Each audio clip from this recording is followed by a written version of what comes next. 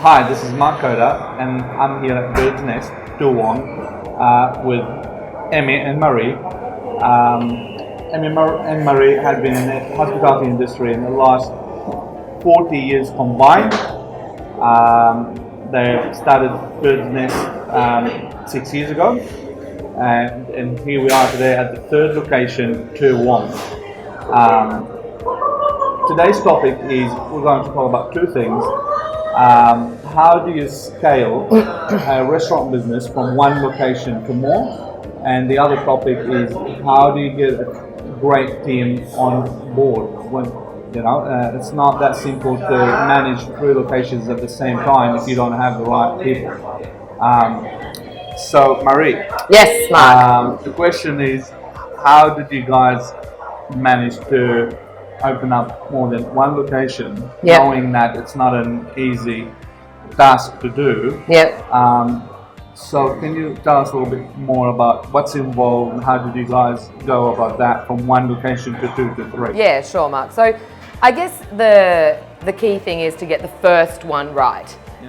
So Emi and I spent a lot of time, maybe 2 to 3 years, just developing the first restaurant, making sure that the price was right.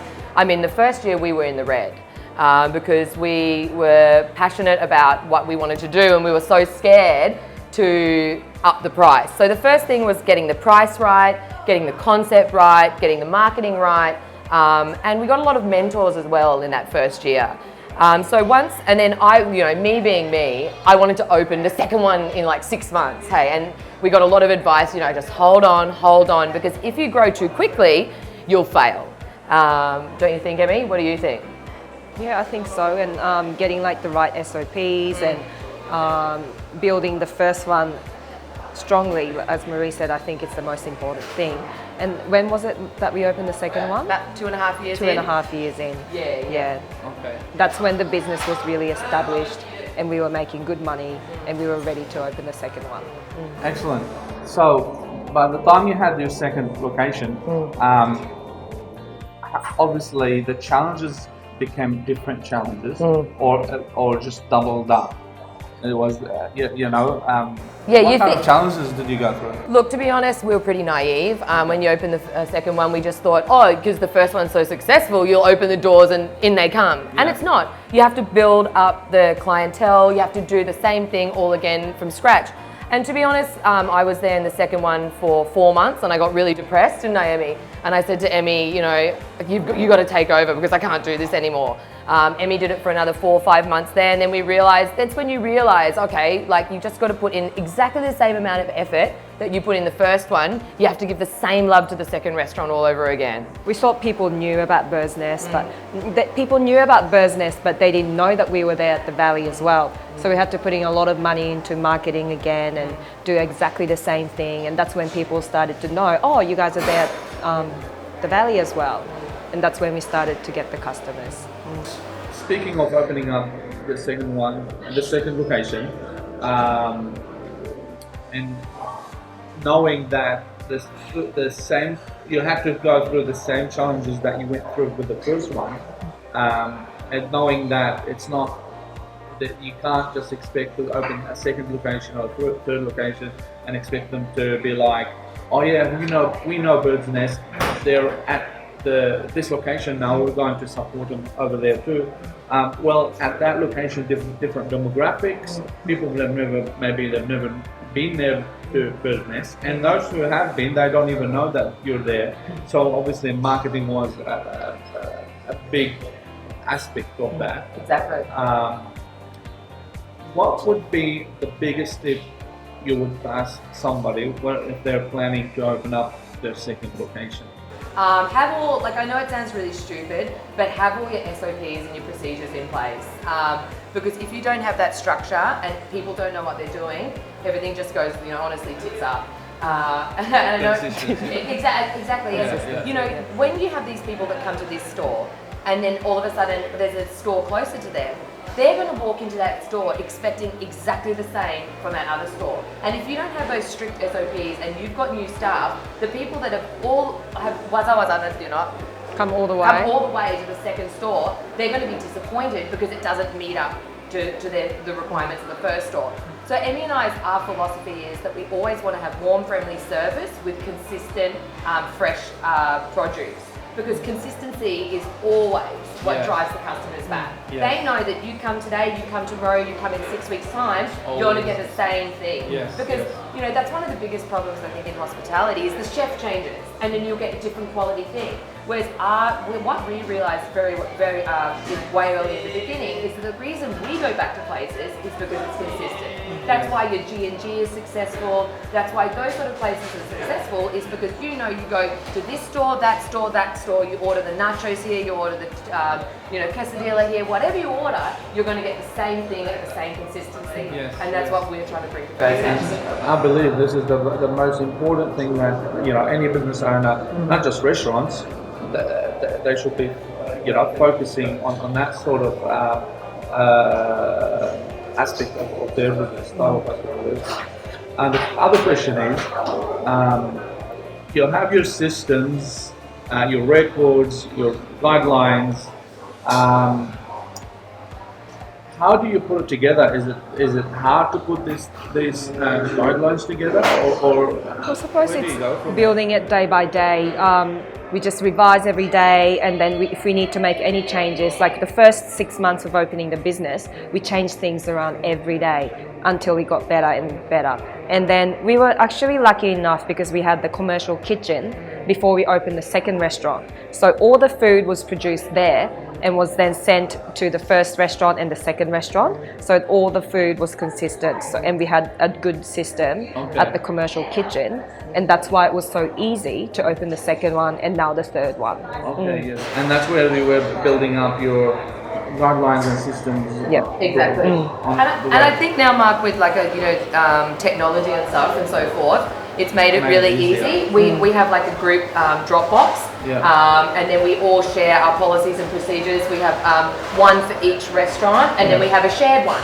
And then so anyone can access at any time the sales, the procedures, the cleaning records, anything from any of the others, rather than having to email and phone and do all that sort of stuff. Everyone has access to the information. So I think it's really important that you make use of all the technology that's available at the moment. And make it easier. Exactly. Because if you had it physically at one location, where is it? Yeah, exactly. Yes. And all the full-timers has like the same group chat, and if we change one small thing, we just put that in there. Exactly. Communication.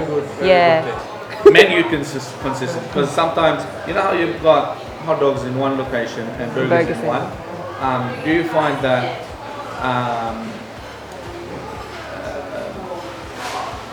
confusing to some customers? I think that actually worked to our advantage because people go to the Valley to have the burgers, but then they come to West End to have the hot dogs. Yes. And no one once complained, right? No. But our main menu is the same, but then we have different little twists on the side. Okay, same as the dinner menu, isn't exactly, it? Exactly. So menu does have consistency when it comes to all three or two. But then there are some unique things that you can introduce through the business that does not have to be the same at every location. Yeah, like the pork belly, like at the Valley, you got the choice of kimchi mayo or the ponzu daikon, whereas the West End has the seeded mustard. That's just the pork belly is still the same, but you just have just the different toppings. So it's just a twist, I suppose. Different twist. And it did not cause any confusion or complication? No. Nothing? I don't think so, because that model we sort of took off Sushi Train. I love Sushi Train because it's the same idea. It's consistent. They have a central kitchen out at Logan, and then they deliver all over Australia. And no matter where you go, you'll have the same central menu, but each place has their own unique twist on things that they can do the same. And that's what we're trying to bring. So you get a little bit of, spice every time you go to a different location. Excellent. I've seen some places, even big chains, that they've tried to do something different. And maybe I haven't seen on a national level. Maybe there is, like with the way they offer their promotions or specials. They might do, this works in this area better than this area. So yes, I've seen it in a sort of way done here, but I've seen it done in a bigger way overseas. Like if you go to Dubai, Nando's Dubai, then Nando's here, they have different sauces with the Yeah. béarnaise Yeah. or whatever, personalizing kind of their food menu to the local, the local area Yeah. or the local region. Even McDonald's does that. KFC does Yeah, that. in They've got a Japan, really good teriyaki yeah, burger. teriyaki burger Yeah. in Japan, Oh, yes. so good. Yeah. So I reckon that's going to be smart personalization. Yeah. Okay. Are you saying we're smart, Mark? Yes. Yes, you're smart. Let's talk about having the right team. How do you get the right team on board, and how do you maintain that team and install that great team culture? Can we learn more about that? Sure. So I think having a good team is one of the things that Emi and I probably are the most proud of. I believe we've got a really strong senior team. We have a senior team of about 13 staff, and I find that once people get into Bird's Nest, they never leave.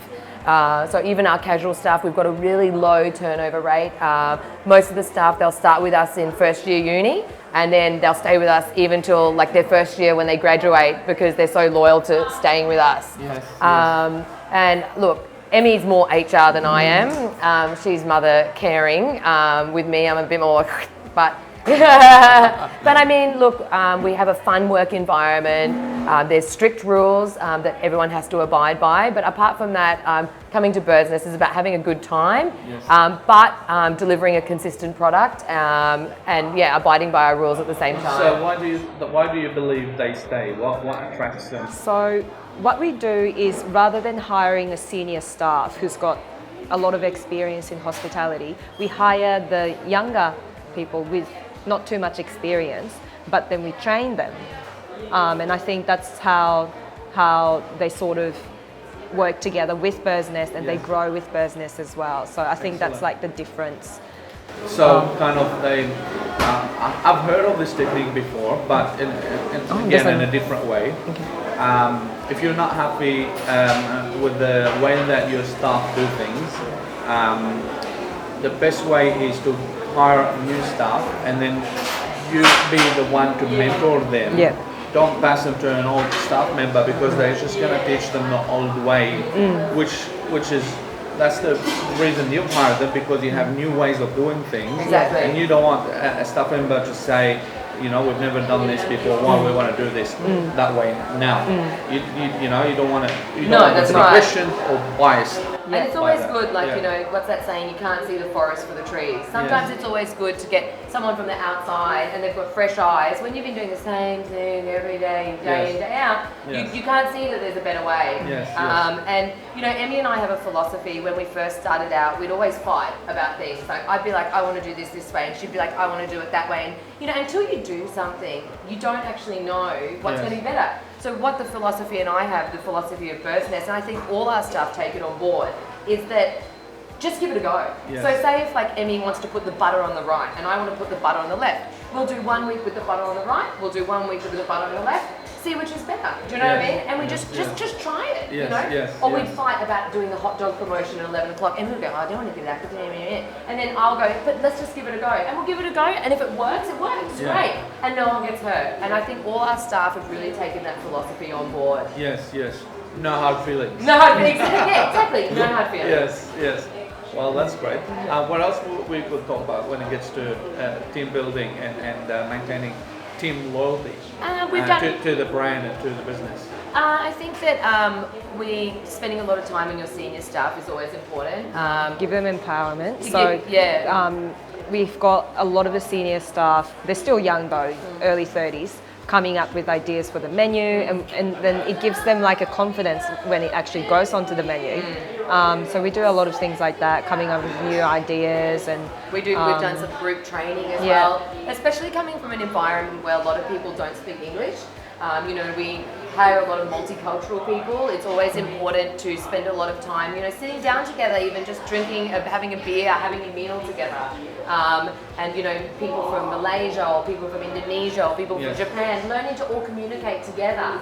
No matter what language it is. I think like sitting down and sharing and having a meal together really fosters that team environment. And I think a lot of restaurants, that sitting down after you've finished the shift, sitting down and talking about how your day was or what we could have done to improve. Trying to get the staff to engage with each other and come up with new ideas on ways to improve. I think that's really important. Yes. Staff are the most important thing, I think, that are vital to the business. And like, I mean, linking in team building with what you were talking about before, which was growing the business.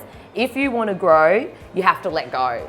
And you have to let go, and by when I mean letting go, you have to develop your staff. You have to, because you can't, if you want 6 locations, you can't be in every location every day. I'd love to be, but Emi always said to me, Marie, you got to let it go. And by letting it go and you develop your staff and you learn to trust them, then you can grow as well. You know, you can step out. Well, that's another thing that I wanted to talk about today is respecting the team, because a lot of it's pretty much a bad reputation in the hospitality industry. How some of them are disrespectful to their staff. They're rude. They have zero empathy. So I would assume you guys deliver a lot of that. There is a respect, culture, empathy. A lot of that good stuff that you guys provide, other than just providing training, all of that. Because I believe those things are very, very important to keep people with you and love you, and feel for the business. That's right. Just being a robot. Comes to work. Exactly. And I think that if you care for them, they'll care for you. We care a lot for our staff. I guess, both at work and on a personal level, because, their problems become your problems anyway. And I think, Emi's the best at doing that.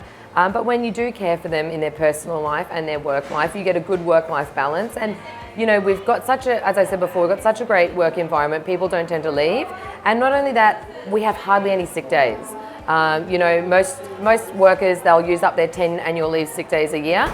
But most people will take 1 sick day, if one every 3 years, because they're dedicated about being at the business, caring for the business, and because they know or they feel that their role is so pivotal to the business that if they don't come to work, the business is going to go, can't operate. So they think that they're so important.